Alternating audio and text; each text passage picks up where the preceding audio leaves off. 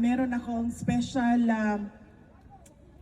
thank you kay Alvin and Tourism dahil siya ang ginulo ko para magawa ang rally natin ngayong araw na ito. And Alvin, na nawalan ng tulog dahil sa Foxilica.